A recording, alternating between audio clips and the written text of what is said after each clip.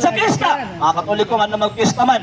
Nga naman, 17 Gs, sumala pa na gano'n sa Kristo, kay pinaagi kanila gipasidunggan ako.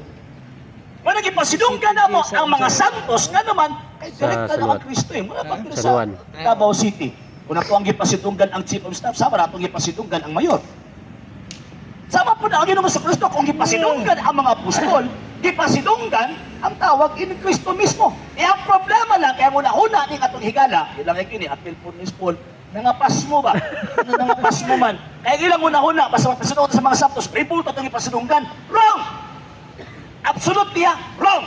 Nga naman, tungod kay maghatag ng pagpasidungog, dili na pwede ipahantang sa butang kung dili dito sa responsableng irepresentahan ni Anang Butang. Sama ba sa libutong Rizal o Bonifacio? Pag-abot sa National Heroes Day, o sa mahimuon sa mga sundalo, o sa mahimuon sa mga daguan sunod, pagbitbit nagbulak kung abto na sa libuto ni Rizal o sa mga heroes, musaludo, kasi may kasaluduhan ang libuto? No! Ang kasaluduhan, si Rizal, si Bonifacio o ang mga heroes, nga naman kay mauman ang gihabtag ng mando sa gobyerno. Pero nakatubang sa ribulto, tawag ang ribulto, mao ka na ang nag-represent sa responsableng ilang gisaluduhan. Gets di mo?